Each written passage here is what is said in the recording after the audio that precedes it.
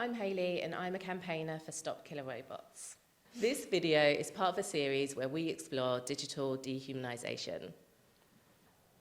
Digital dehumanization is a process where humans are reduced to data which is then used to make decisions and/or take actions that negatively affect our lives.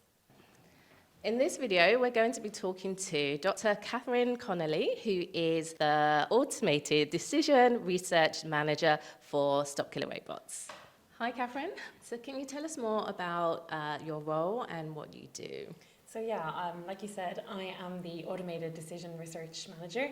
So the Automated Decision Research team, that's myself and my colleagues Gugu and Sai, we are the monitoring and research team for Stop Killer Robots. So we monitor state support for a legally binding instrument on autonomous weapons. So that's new international rules on autonomous weapon systems.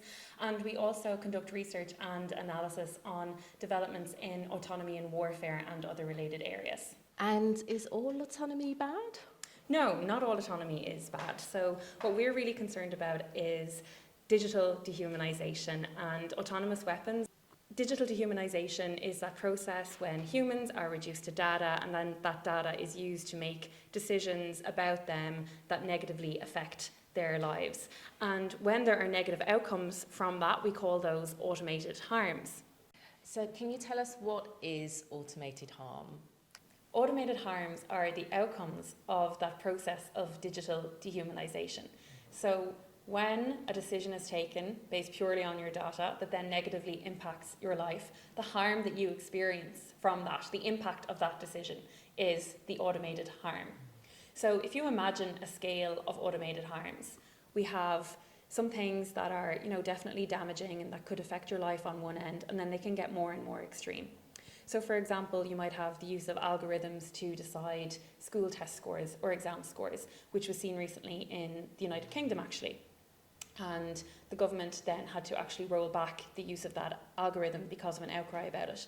So depending maybe on where your school was or what school you went to, you might have gotten a better or worse result than you should have due to the algorithm.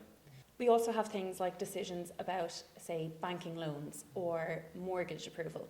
Some of that might not actually just be based on your financial information. It could also be based on the area that you live in or your gender or your race. And an algorithm could then process that and decide not to give you a loan because of, biases in the system or just what data is taken into account or considered to be more important.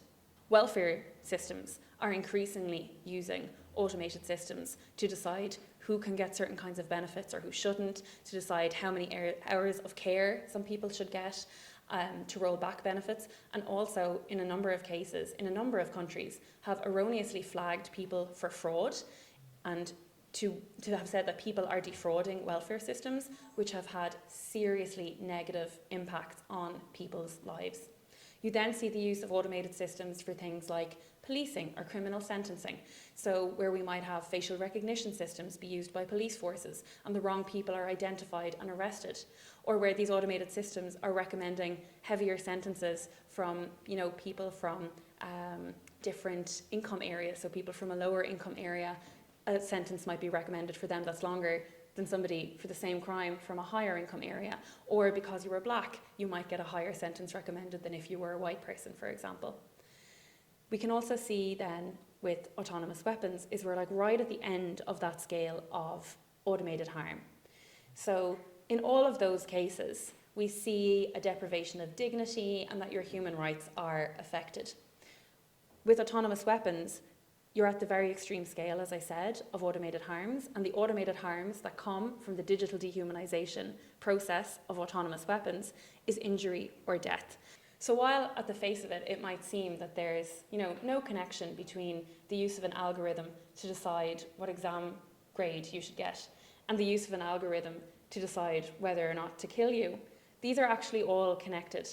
And these kinds of decisions are playing more and more of a part in all of our lives. We increasingly see the use of things like facial recognition systems, not just by police forces and for border control, but also at shop scanners, at tills, you see now facial recognition systems being used, for example.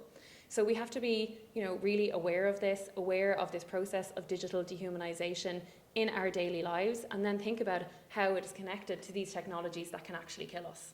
So can you tell us how autonomous weapons relates to digital dehumanization?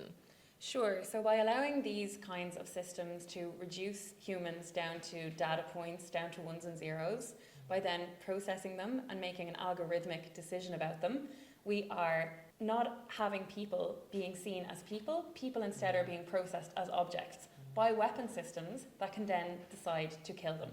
So we are allowing machines to make life or death decisions about humans. So in terms of digital dehumanization, it really is like a prime example of that, where we're just seeing, human dignity being denied and our rights being denied because we're just being processed by these systems who are then deciding to shoot a bullet or fire a weapon of some other kind, for example, towards us and take our lives because we happen to fit a pre-programmed target profile and an algorithm said, okay, go. For example, a recent system has just been announced by Elbit. These LANI systems are very small systems. They can be used swarming together, so you could have a group of them communicating with each other, or they can be carried in hand by the soldier and left off individually. And what Elbit Systems claims that the LANIus can do is take off, fly autonomously, and then it says the system can distinguish between civilians or combatants, so between a hostile threat or a friendly person, for example. There's no information about what kind of data these systems have been trained on.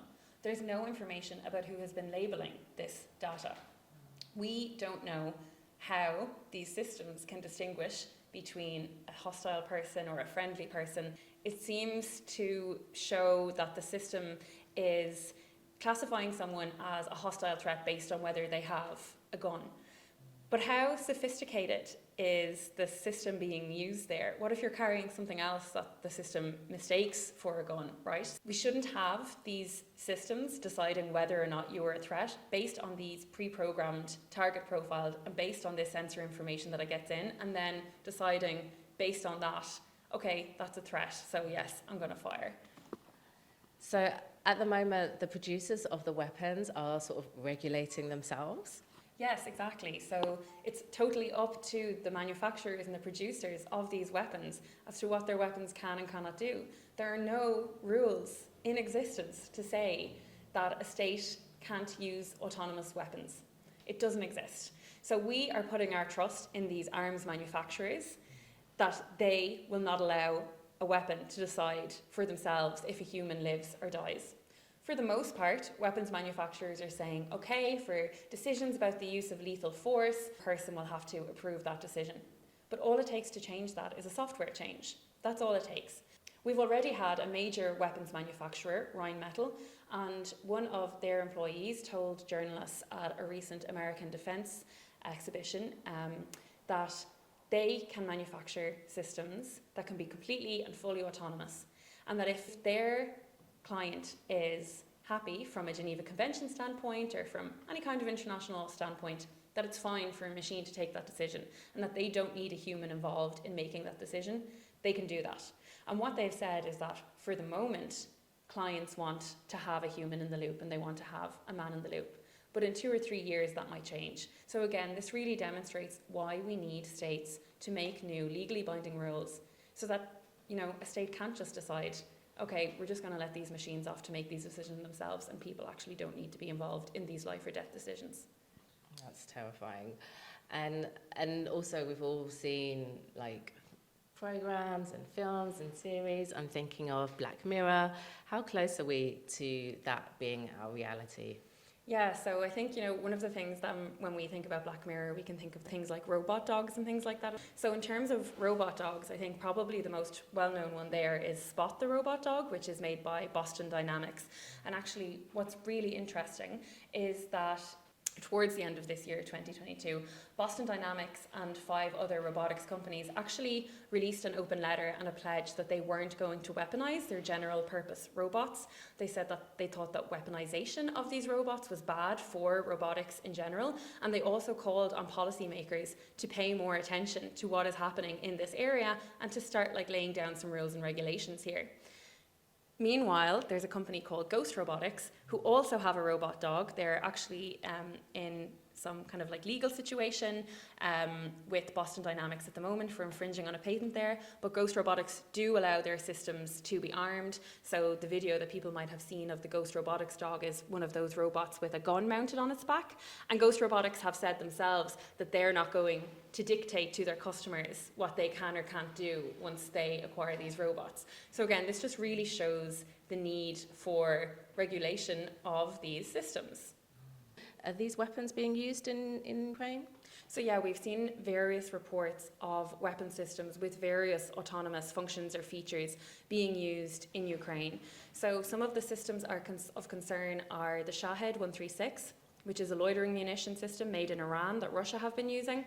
They are pre-programmed to travel to a certain location, maybe using GPS, for example, or if a system like this has a camera on it, and it has, says we're going to target a building that fits this, it'll fly into that and crash. There are others then as well, so one that is made by the Kalashnikov group, the KUB-BLA, which apparently also has some kind of autonomous capabilities, possibly some kind of target recognition, and again it would match to a pre-programmed target and then fly directly into that to explode.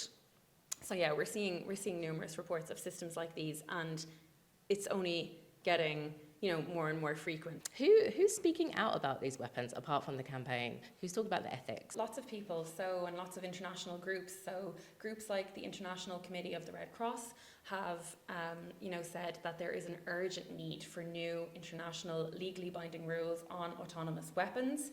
The UN Secretary General has said that these kinds of systems are absolutely abhorrent and morally repulsive and shouldn't be allowed, and that states should work together for an international instrument. We also have, various religious leaders and bodies. The Holy See, for example, has said that they would like to see a moratorium on the development of autonomous weapons. And then we also have campaigners like yourselves and campaigners all over the world who are involved in speaking out against these kinds of weapon systems and allowing machines to make life or death decisions. And in your opinion, or in the campaign's opinion, what's next? What needs to happen? So what we want to see and what we think should happen next is we think states need to stand up and say, okay, we're going to start negotiating now for new international legally binding rules on autonomous weapons. And what we want from these rules are prohibitions on systems that cannot be used with meaningful human control, prohibitions on systems that are specifically designed to target people, and then regulations on all other kinds of autonomous weapons systems. So the majority of states in discussions at the Convention on Certain Conventional Weapons at the UN in Geneva support the negotiation of international rules, but discussions there and any progress there is being blocked by a small number of states. So we're not going to see the kind of rules and regulations that we need come from that forum because of that consensus rule. So states now need to look elsewhere, they need to take the talk somewhere else, and they urgently need to start discussions in this and on these kinds of systems. So if you want to take action to stop killer robots, the first thing you can do is like, share, and subscribe to these videos. It really helps get us out there. If you want to know more, visit stopkillerrobots.org/take-action to sign our petition or contact your political representative.